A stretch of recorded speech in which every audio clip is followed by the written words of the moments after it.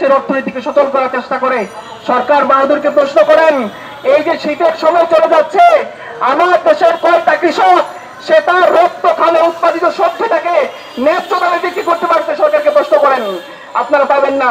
আমার দেশের কৃষক না খেতে পেরে সে তার রক্তে উৎপাদিত কপি, ফুলকপি রাস্তায় 2 টাকা দিয়ে ফেলে যাচ্ছে, সরকার কখনো তার খোঁজ নেয় না।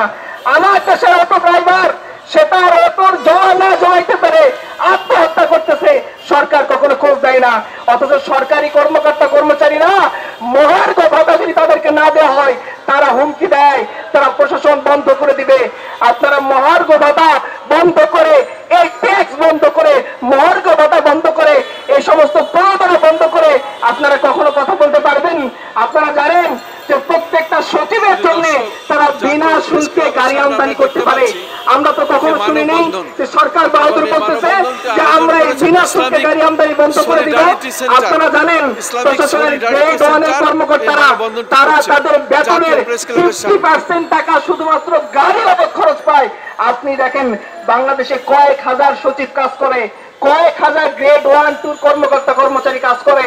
কই আমরা তো কখনো শুনিনি যে সরকার বাহাদুর এই গ্রেড 1, গ্রেড 2, গ্রেড 3 কর্মচারীদের সে আবাসন ভাড়া থেকে কমিয়ে, তাদের পরিবহন খরচ থেকে কমিয়ে কোনদিন সরকারের রাজস্ব বৃদ্ধির চেষ্টা করছে? আমরা তো শুনিনি। সরকার চিরদিনই এই সমস্ত জালিমরা চিরদিনই জনগণের বুকে লাথি মারার চেষ্টা করে। আমি যা শেষ একটার কথা বলবো যে আপনারা জুনায়ের গণ অভ্যুত্থান দেখেছেন, আপনারা বলেন, মিডিয়ার কর্মীরা, সাধারণ জনগণ বলেন, রিক্সাওয়ালা ভাইরা বলেন, আমরা অনেক রিক্সাওয়ালাকে শহীদ হতে দেখেছি, আমরা কোনো সচিবকে শহীদ হতে দেখি নাই। আমরা গ্রেড 1 এর কোনো কর্মকর্তাকে রক্ত দিতে দেখি নাই। আমরা দেখেছি একজন অটোওয়ালা তার 7 বছরের বাচ্চাকে ঢাকা মেডিকেল এনেছে।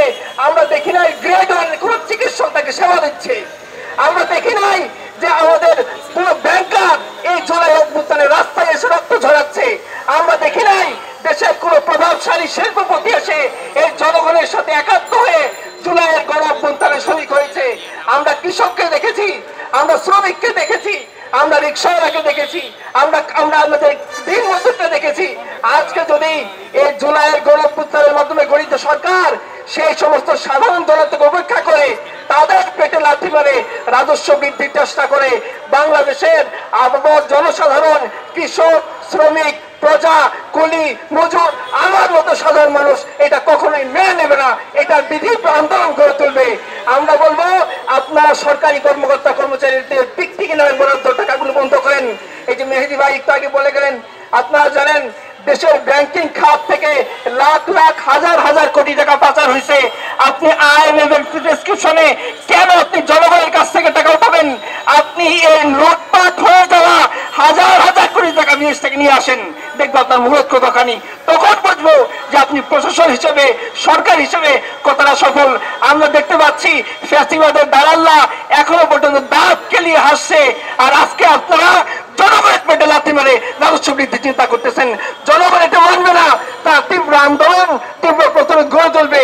জনগণ সেই দিন আপনাদেরকে বাহবা দিবে, সেই দিন মনে করে আপনারা সফল, যখন লুটপাট হয়ে যাবে অর্থ, যখন ব্যাংকিং সেক্টরের অর্থ, যখন শেয়ার বাজারের অর্থ, যখন জনগণের কাছ থেকে নিয়ে যাওয়া এই 360টা বাড়ির মালিক, সেই সমস্ত মন্ত্রী এমপিদের টাকাগুলো এনে আপনারা রাজস্ব বৃদ্ধি করতে পারবেন, সেই দিন জনগণ আপনাদের পাশে দাঁড়াবে। আর নয়তো এই জুলাইয়ের গণ অভ্যুত্থানের মাধ্যমে জনগণ শিখে গেছে অধিকার না দিলে অধিকার আদায় করে নিতে হয়। ইনশাআল্লাহ আমরা আমাদের সেই অধিকার আদায় করে নিব। আল্লাহ তৌফিক দান করুন। ওয়া আখিরু দাওয়ানা আলহামদুলিল্লাহি রাব্বিল আলামিন। আসসালামু আলাইকুম ওয়া রাহমাতুল্লাহ।